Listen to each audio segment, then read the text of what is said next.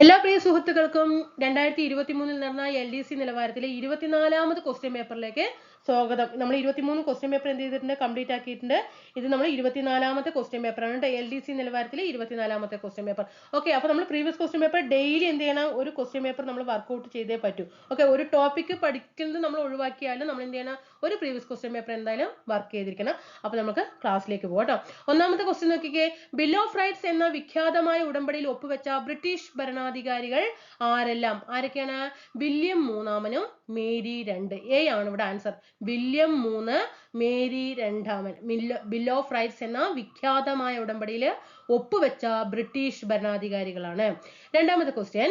യൂറോപ്പിൽ ഉണ്ടായ ഓസ്ട്രിയൻ പിന്തുടർച്ചാവകാശ യുദ്ധത്തിന്റെ തുടർച്ചയായി ഇന്ത്യയിൽ നോക്കണം, ബ്രിട്ടീഷുകാരും ഫ്രഞ്ചുകാരും തമ്മിൽ നടന്ന യുദ്ധം ഏതെന്ന് ചോദിച്ചാൽ അത് ഒന്നാം കർണാട്ടിക് യുദ്ധമാണ്. ഇവിടെ ഇങ്ങനെ ചോദിച്ചു, മുൻകാലങ്ങളിൽ എങ്ങനെ ക്വസ്റ്റ്യൻ ചോദിക്കുക വെച്ചാൽ കർണാട്ടിക് യുദ്ധത്തിൽ പങ്കെടുത്തവർ ആരൊക്കെയെന്നാണ് ചോദിക്കുക. ആരൊക്കെയാണ്? ബ്രിട്ടീഷുകാരും ഫ്രഞ്ചുകാരുമാണ്. താഴെ കൊടുത്തിരിക്കുന്ന സംഭവങ്ങൾ അവ നടന്ന വർഷത്തിന്റെ അടിസ്ഥാനത്തിൽ ക്രമീകരിക്കുക. മൂന്നാമത്തത് ബി ആണ് ആൻസർ. 3, 1, 2, 4. 3 ഏതാണ്? ആദ്യം സന്യാസി കലാപം, ഇതാണ് ആദ്യം നടന്നത്.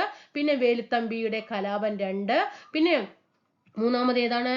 സാന്താൾ കലാപം. അടുത്തത് ശിപായി ലഹള. ഇങ്ങനെയാണ് ഓർഡർ വരുന്നത്.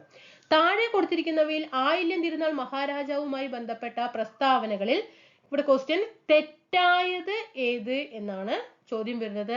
നാലാമത്തെ ആൻസർ സി ആണ് തെറ്റ്. അപ്പൊ നമ്മൾ ഇത് വായിക്കണ്ട, നമ്മൾ ഇത് പഠിച്ചു വെക്കണം. ആയില്യം തിരുനാളെ കുറിച്ചിട്ട് എയും ബിയും ഡിയും പഠിച്ചു വെക്കണം.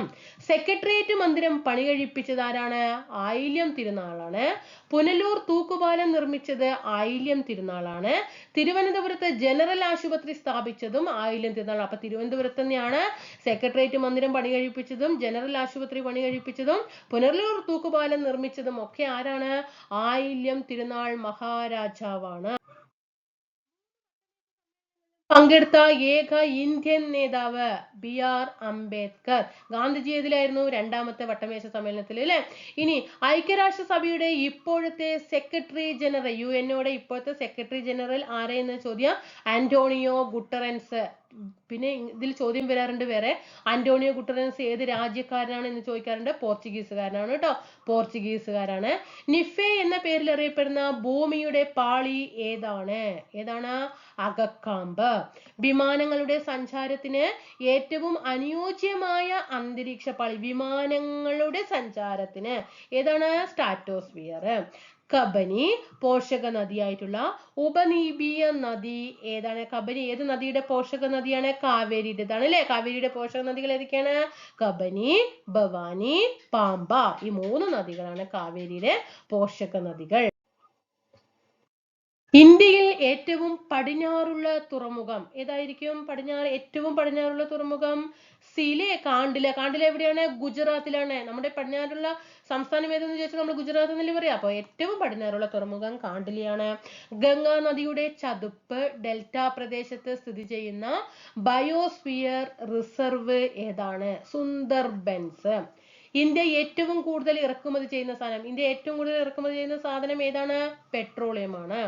നീതി ആയോഗിന്റെ ആദ്യത്തെ വൈസ് ചെയർമാൻ, നീതി ആയോഗ് എക്കണോമിക്സിന്റെ ക്ലാസ്സിലെ നീതി ആയോഗ് ഒരു പോയിന്റ് പോലും ഒഴിവാക്കാതെ നിങ്ങൾക്ക് വ്യക്തമായിട്ട് ക്ലാസ് ഇട്ട് തന്നിട്ടുണ്ട്. നല്ല രീതിയിൽ പ്രയോജനപ്പെടുത്തുക കേട്ടോ. എക്കണോമിക്സ് ഒക്കെ നമ്മൾ ടോപ്പിക് കംപ്ലീറ്റ് ചെയ്തിട്ടുണ്ട് കേട്ടോ. എല്ലാ ഏരിയയും നമ്മൾ അവിടെ കംപ്ലീറ്റ് ചെയ്തിട്ടുണ്ട്. എക്കണോമിക്സ്, കേരളം ഭരണ സംവിധാനം കംപ്ലീറ്റ് ചെയ്തിട്ടുണ്ട്. ഇനി സുപ്രധാനം നിങ്ങൾ ക്ലാസ് എടുത്തുകൊണ്ടിരിക്കുകയാണ്, ഇപ്പൊ ക്ലാസ് നടന്നുകൊണ്ടിരിക്കുന്നുണ്ട്. എക്കണോമിക്സ് അതുപോലെ കോൺസ്റ്റിറ്റ്യൂഷനും ജോഗ്രഫിയും കംപ്ലീറ്റ് ആകാൻ കുറച്ചേ ഉള്ളൂ. അതവിടെ കംപ്ലീറ്റ് ചെയ്യാൻ കുറച്ച് ടോപ്പിക്കേ ഉള്ളൂ. അത് കഴിഞ്ഞ് അതും കംപ്ലീറ്റ് ആകും. അപ്പൊ ഇനി ബാക്കിയൊക്കെ ടൈം നമ്മൾ ഫുൾ റിവിഷൻ ആയിരിക്കണം കേട്ടോ. ചാനൽ എടുക്കുക, ക്ലാസ് കാണുക, റിവിഷൻ ചെയ്യുക. ഓക്കെ. നീതി ആയോഗിന്റെ ആദ്യത്തെ vice chairman Arvind Panagariya. Planning commission സ്ഥാപിക്കപ്പെട്ടത്, പ്ലാനിംഗ് കമ്മീഷൻ എന്താണ്? ആസൂത്രണ കമ്മീഷൻ അല്ലേ. സ്ഥാപിക്കപ്പെട്ടത് എപ്പോഴാണ്? 1950 മാർച്ച് 15.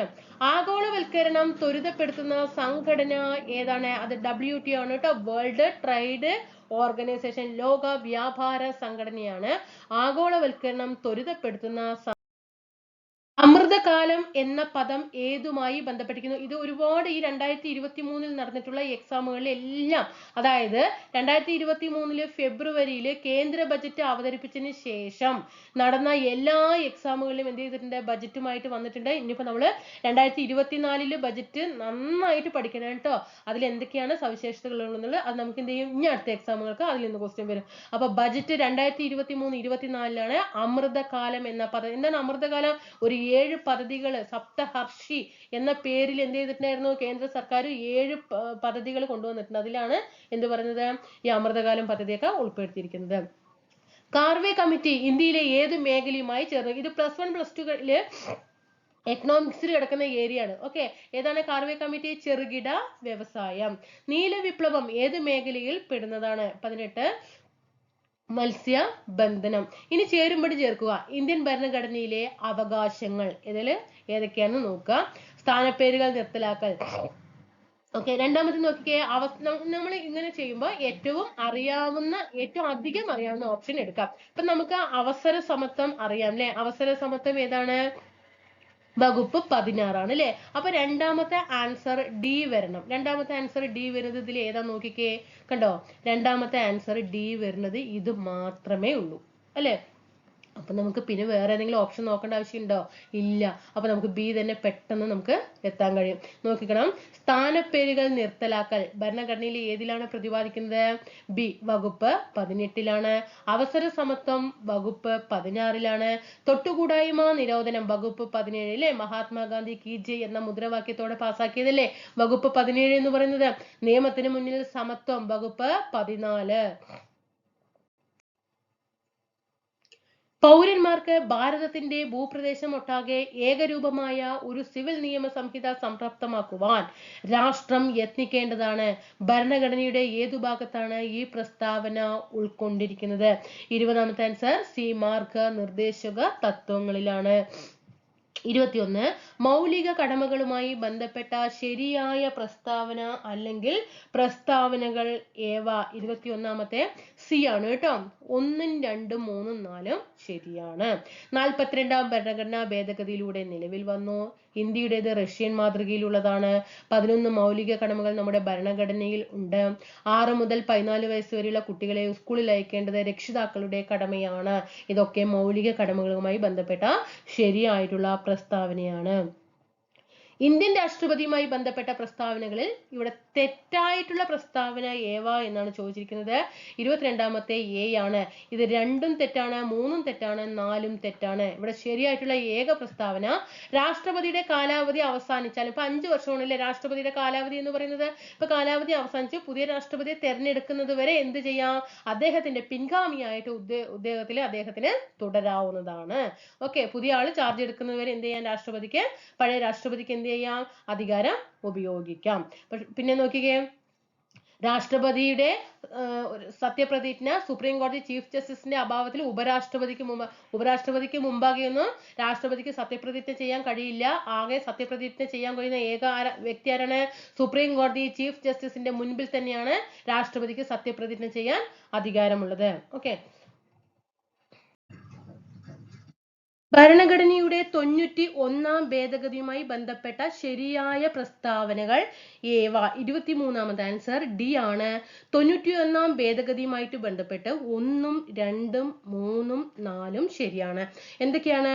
2004 ഭേദഗതി നിലവിൽ വന്നത്. ശരിയാണ്. കേന്ദ്ര മന്ത്രിസഭയിൽ പ്രധാനമന്ത്രി ഉൾപ്പെടെ ലോകസഭാ അംഗങ്ങളുടെ 15% കൂടുതൽ മന്ത്രിമാർ പാടില്ല. കേന്ദ്രമന്ത്രിസഭയില് പ്രധാനമന്ത്രി ഉൾപ്പെടെ എന്ത് പാടില്ല? 15% കൂടുതൽ മന്ത്രിമാര് പാടില്ല. ഇതൊക്കെ പ്രീവിയസ് ആയിട്ട് ചോദിച്ച ക്വസ്റ്റ്യൻ ആണ് കേട്ടോ. ഈ ഭേദഗതി മുന്നോട്ട് വെച്ച കമ്മിറ്റിയുടെ ചെയർമാൻ പ്രണബ് മുഖർജിയാണ്. ഈ ഭേദഗതി സംസ്ഥാന മന്ത്രിസഭയ്ക്കും ബാധകമാണ്. അടുത്തത് ശരിയായ പ്രസ്താവനകൾ ഏവ? 24ാമത്തില് ആൻസർ സി ആണ് കേട്ടോ. 1, 2, 3 ആണ് ശരിയായിട്ടുള്ളത്. 1, 2, 3. ഓക്കെ, ഇവിടെ ഈ തെറ്റായിട്ടുള്ളത് വായിച്ചു പഠിക്കരുത് കേട്ടോ. 348ാം വകുപ്പ് പ്രകാരം പാർലമെന്റിൽ ഉപയോഗിക്കേണ്ട ഭാഷ ഏത് ഭാഷയാണ്? ഇംഗ്ലീഷും ഹിന്ദിയുമാണ് പാർലമെന്റിൽ ഉപയോഗിക്കേണ്ട ഭാഷ. ശരിയാണ്. ഇനി ലോകസഭാ അധ്യക്ഷന്റെ അനുമതി ഉണ്ടെങ്കിൽ എങ്ങനെയാണ്? ലോകസഭാ അധ്യക്ഷന്റെ അനുമതി ഉണ്ടെങ്കിൽ മാതൃഭാഷയില് ലോകസഭാംഗത്തിന് ആശയവിനിമയം നടത്താം. ഓർഡിനൻസ് രാഷ്ട്രപതിക്ക് എപ്പോൾ വേണമെങ്കിലും പിൻവലിക്കാം. താഴെ തന്നിരിക്കുന്നവയിൽ നിന്നും കൺകറന്റ് വിഷയത്തിൽ പെട്ടവ ഏത്? ഏതൊക്കെ ലിസ്റ്റാണ് നമുക്കുള്ളത്? Union list, state list, concurrent list അല്ലേ? അതിൽ കൺകറന്റ് വിഷയത്തിൽ പെട്ടത് ഏതൊക്കെ എന്നാണ് ചോദ്യം. 25ാമത്തെ ആൻസർ എ ആണ് കേട്ടോ. ഏതാണ്? എ ആണ് ഇവിടെ ആൻസർ ആയിട്ട് വരുന്നത്. അതില് ഏതായിരിക്കും?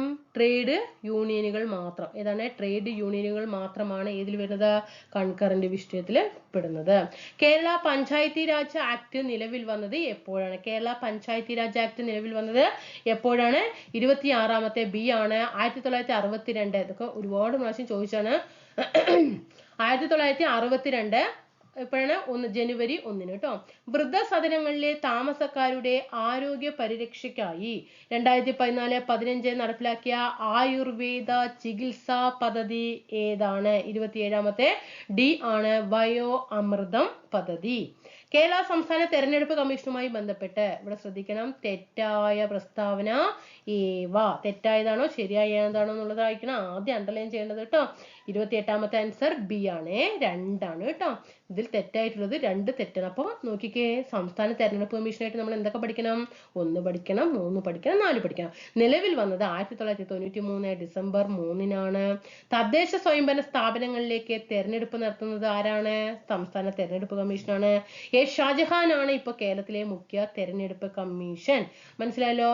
അപ്പം മനസ്സിലായല്ലോ? 1, 3, 4.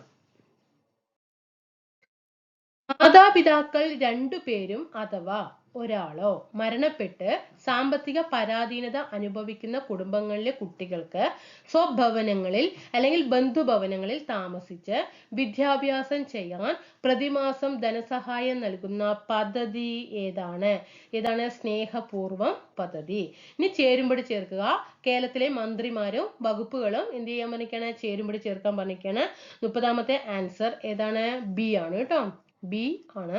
നമുക്ക് ഇതിലെ ഉത്തരം നമുക്ക് പെട്ടെന്ന് എത്താൻ കഴിയും. നമുക്ക് ഡോക്ടർ ആർ ബിന്ദു അറിയാം, ഉന്നത വിദ്യാഭ്യാസം കൈകാര്യം ചെയ്യുന്നത് അല്ലെ.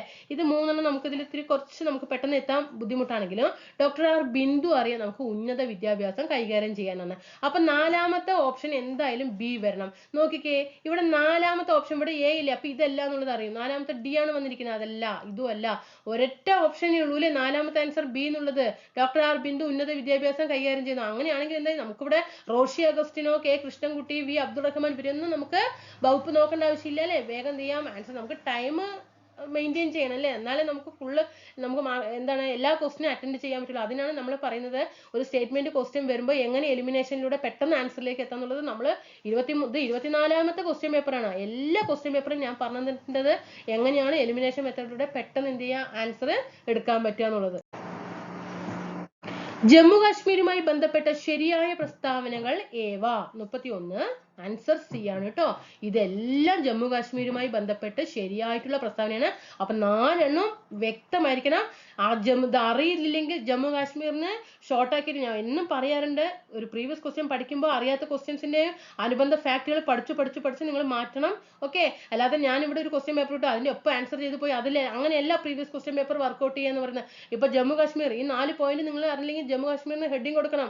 വിഭജിച്ചു ലഡാക്ക്, ജമ്മു കാശ്മീർ എന്നിങ്ങനെ 2 കേന്ദ്രഭരണ പ്രദേശങ്ങളാക്കി. വകുപ്പ് 370, 35 എന്നിവ റദ്ദാക്കി. അങ്ങനെ വലുതാക്കി ഹെഡ് ചെയ്തല്ല, ഷോർട്ട് ആക്കിയിട്ട് 370, 35 റദ്ദാക്കി. ഇന്ത്യൻ ഭരണഘടനയുടെ എല്ലാ വ്യവസ്ഥകളും ജമ്മു കാശ്മീരിനും ബാധകമാക്കി. ജമ്മു കാശ്മീർ പുനഃസംഘടനാ നിയമം നിലവിൽ വന്നത് 2019-ലാണ്. 4 കാര്യങ്ങളും പഠിച്ചിരിക്കുക. മനുഷ്യരിലെ വൃഷണങ്ങൾ ഉദരാശയത്തിന് പുറത്ത് കാണുന്ന വൃഷണസഞ്ചിയിലാണ് ഉൾക്കൊള്ളിച്ചിരിക്കുന്നത്. ഈ അവസ്ഥയ്ക്ക് കാരണം എന്തെന്ന ചോദ്യം ബി ആണ്. 1 മാത്രമാണ് ഇവിടെ ശരി. അത് കാരണം വൃഷണങ്ങളില് ശരീര താപനിലയേക്കാൾ താഴ്ന്ന താപനില നിലനിർത്താനാണ്. നമ്മുടെ ശരീരത്തിന്റെ താപനിലയേക്കാൾ താഴ്ന്ന താപനിലയായിരിക്കണം എവിടെ? വൃഷണങ്ങളിൽ ഉണ്ടാകേണ്ടത്. ജീവകം B12 അടങ്ങിയിരിക്കുന്ന ലോഹം ഏതാണ്? 33 ഡി ആണ്, കൊബാൾട്ട് ആണ് B12. ഹൃദയപേശികളിലേക്ക് രക്തം എത്തിക്കുന്ന കുഴലുകളിൽ കാൽസ്യം, കൊഴുപ്പ്, കൊളസ്ട്രോള് എന്നിവ അടിഞ്ഞുകൂടുന്നതിന്റെ ഫലമായി ധമനികളുടെ ഉള്ളു കുറഞ്ഞു പോകുന്ന അവസ്ഥയ്ക്ക് പറയുന്ന പേര് എന്താണ്? അതിറോസ്ക്ലിറോസിസ്. എന്താണ്? അതിറോസ്ക്ലിറോസിസ് ആണ്. ഇത് എസ്ആർടിയിലൊക്കെ കിടക്കുന്നുണ്ട് കേട്ടോ. മനുഷ്യന്റെ അന്നപഥത്തിൽ നിന്നും ആഹാര പദാർത്ഥങ്ങൾ ശ്വാസനാളത്തിലേക്ക് പ്രവേശിക്കുന്നത് തടയുന്ന അടപ്പ് ഏതാണ്? ക്ലോമാപിധാനം. ക്ലോമാപിധാനം. ഒമിക്രോൺ വൈറസിന്റെ ഏറ്റവും പുതിയ വകഭേദം ഏതാണ്? പുതിയതായിട്ട് കണ്ടെത്തിയ ഒമിക്രോൺ വൈറസിലെ ഏറ്റവും പുതിയതായിട്ട് കണ്ടെത്തിയ വകഭേദം ഏത് എന്നാണ് ചോദ്യം. 36ാമത്തെ എ ആണ് കേട്ടോ. XBB.1.16. ഏറ്റവും മാരകമായ മലമ്പനിക്ക് കാരണമായേക്കാൻ സാധ്യതയുള്ള ഏകകോശ ജീവി ഏതാണ്? Plasmodium falciparum. ഏതാണ്? Plasmodium falciparum. വായുവിൽ നിന്നും വെള്ളത്തിലേക്ക് ഒരു ശബ്ദതരംഗം സഞ്ചരിക്കുകയാണെങ്കിൽ താഴെ പറയുന്നവയിൽ മാറ്റമില്ലാതെ തുടരുന്നത് ഏതാണ്? 38 ഡി ആണ് കേട്ടോ. ആവൃത്തിയാണ്. ഒരു കോൺകേവ് ദർപ്പണത്തിന്റെ ഫോക്കൽ ദൂരം എന്താണ്? എഫ് ആണെങ്കിൽ ഒരു വസ്തുവും അതിന്റെ യഥാർത്ഥ പ്രതിബിംബവും തമ്മിലുള്ള കുറഞ്ഞ ദൂരം എത്രയായിരിക്കും എന്നാണ് ചോദ്യം. 39ാമത്തെ ഡി ആണ്. 0 ആയിരിക്കും. പ്രകാശത്തിന്റെ ശൂന്യതയിലെ പ്രവേഗം 3 × 10⁸ മീറ്റർ/സെക്കൻഡ് ആണ് അല്ലേ? ശൂന്യതയിൽ എങ്ങനെയാണ് പ്രകാശത്തിന്റെ പ്രവേഗം? 3 × 10⁸. താഴെ തന്നിരിക്കുന്നവയിൽ ഏതാണ് മാറ്റിയാലാണ് പ്രകാശത്തിന്റെ ഈ പ്രവേഗത്തിന് മാറ്റം വരുത്താൻ കഴിയുക? 40ാമത്തെ ഡി ആണ്. അതായത് തരംഗ ദൈർഘ്യത്തിന് മാറ്റം വരുത്തിയാലോ ഉന്നതിയിൽ മാറ്റം വരുത്തിയാലോ ആവൃത്തിയിൽ മാറ്റം വരുത്തിയാലോ ഒന്നും ഈ 3 × 10⁸ എന്നുള്ളതിന് മാറ്റം വരില്ല. കാരണം പ്രകാശത്തിന്റെ ശൂന്യതയിലെ പ്രവേഗം എന്ന് പറയുന്നത് അതിന് ഒരേ പ്രവേഗമാണ്. 3 × 10⁸ മീറ്റർ/സെക്കൻഡ് ആണ്. 41 2023 കണക്കനുസരിച്ച് സൗരയൂഥത്തിലെ ഏറ്റവും കൂടുതൽ ഉപഗ്രഹങ്ങളുള്ളത് വ്യാഴത്തിനാണ്. ആദ്യം വ്യാഴമായി, പിന്നീട് ശനിയായി, വീണ്ടും എന്തായി? വ്യാഴത്തിലേക്ക് വന്നു അല്ലെ? അങ്ങനെയാണെങ്കിൽ ജൂപ്പിറ്ററിന്റെ നിലവിലുള്ള ഉപഗ്രഹങ്ങളുടെ എണ്ണം എത്രയാണ്? 92 ആണ്. ഇലക്ട്രോണിനെ സംബന്ധിച്ച് ശരി ആയിട്ടുള്ള പ്രസ്താവന ഏതാണ്? 42 ബി ആണ്. തരംഗ സ്വഭാവം കൂടുതലാണ് കേട്ടോ. തരംഗ സ്വഭാവം കൂടുതലാണ് ആർക്ക്? ഇലക്ട്രോണിനെ സംബന്ധിച്ച് ശരിയായ പ്രസ്താവന. എങ്കിൽ കണികാ സ്വഭാവം എന്തായിരിക്കും? ഇവിടെ കുറവായിരിക്കും അല്ലേ? തുല്യ കണികാ സ്വഭാവം തുല്യ തരംഗ സ്വഭാവം അല്ല അല്ലെ? ഇനി ആംഫോടെറിക് സ്വഭാവം പ്രകടിപ്പിക്കാത്തത് താഴെ തന്നിരിക്കുന്നതിൽ ഏതാണെന്ന് ചോദിച്ചിരിക്കുന്നത്. ആംഫോടെറിക് സ്വഭാവം പ്രകടിപ്പിക്കാത്തത് ഏതാണ്? 43ാമത്തെ സി ആണ്. HCl ആണ്. ഏതാണ്? HCl. അന്തസംക്രമണ മൂലകങ്ങൾ എന്നറിയപ്പെടുന്നത് ആവർത്തന പട്ടികയിൽ ഏത് ബ്ലോക്കിലുള്ള മൂലകങ്ങളാണ്? 44ാമത്തെ ഡി ആണ്. എഫ് ബ്ലോക്കിലുള്ളതാണ് അന്തസംക്രമണ മൂലകങ്ങൾ എന്ന് അറിയപ്പെടുന്നത്. ബബിൾ ഗമ്മിൽ അടങ്ങിയിരിക്കുന്ന പോളിമർ ഏതാണ്? നമ്മൾ ചൂയിങ്കം കഴിക്കാറുണ്ട് അല്ലെ? ആ ചൂയിങ്കത്തിൽ അടങ്ങിയിരിക്കുന്ന പോളിമർ ഏത് എന്നാണ് ചോദ്യം വന്നിരിക്കുന്നത്. 45ാമത്തെ എ ആണ്. ഇനിയൊക്കെ വാങ്ങിച്ച് വായിലിടുമ്പോഴേ അതൊന്നും പഠിക്കണം കേട്ടോ. ഒപ്പം അതും പഠിച്ചുകൊണ്ട് വായിലിട്ട് കഴിച്ചാൽ മാത്രം പോരാ. അതിൽ എന്താണ് അടങ്ങിയിരിക്കുന്ന പോളിമർ എന്നും കൂടി പഠിക്കണം. പോളിവിനൈൽ അസറ്റേറ്റ് ആണ് കേട്ടോ. ഒരു ചൂയിങ്കം വാങ്ങിച്ച് കഴിക്കുമ്പോൾ മനസ്സിൽ ചിന്തിക്കുക polyvinyl acetate. Polyvinyl acetate. Jnanpith പുരസ്കാരത്തിന് അർഹമായ പ്രഥമ പ്രതിശ്രുതി എന്ന ബംഗാളി നോവൽ എഴുതിയത് ആരാണ്? ബി ആശാപൂർണ ദേവി. ചോദിച്ചു ഒരുപാട് പ്രാവശ്യം ഈ ക്വസ്റ്റ്യൻ ചോദിച്ചിട്ടുണ്ട് കേട്ടോ. ചവറ പാർക്കുട്ടി എന്ന ഏത് കലാരൂപവുമായി ബന്ധപ്പെട്ട കലാകാരിയാണ്? ചവറ പാർക്കുട്ടി. 47ാമത്തെ ഡി ആണ്. കഥകളിയാണ് കേട്ടോ. ചവറ പാർക്കുട്ടിയുടെ കലാരൂപം കഥകളി. ദേശീയ ഗുസ്തി താരവും ഒളിമ്പിക് മെഡൽ ജേതാവുമായ സാക്ഷി മാലിക്കിന്റെ ജന്മദേശം ഏതാണ്? ഹരിയാനയാണ് കേട്ടോ. ഒരു ഹോക്കി ടീമിലെ കളിക്കാരുടെ എണ്ണം എത്രയാണ്? 11 ആണ്. Football, cricket, hockey. Football, cricket, hockey ഇതിലെ കളിക്കാരുടെ എണ്ണം എത്രയാണ്? 11. സൈലന്റ് വാലിയെ ദേശീയ ഉദ്യാനമായി പ്രഖ്യാപിച്ച പ്രധാനമന്ത്രി? 50ാമത്തെ എ ആണ്. ഇന്ദിരാഗാന്ധിയാണ് സൈലന്റ് വാലിയെ ദേശീയ ഉദ്യാനമാക്കിയിട്ട് പ്രഖ്യാപിച്ചത്. ഇന്ദിരാഗാന്ധി 1984 കാലഘട്ടത്തിലാണ് ഇന്ദിരാഗാന്ധി എന്ത് ചെയ്യുന്നത്? സൈലന്റ് വാലിയെ ദേശീയ ഉദ്യാനമാക്കി പ്രഖ്യാപിക്കുകയും 1985 അത് എന്ത് ചെയ്യുന്നുണ്ട്? രാജീവ് ഗാന്ധി അതിനെ ഉദ്ഘാടനം ചെയ്യുകയും ചെയ്യുന്നുണ്ട് കേട്ടോ.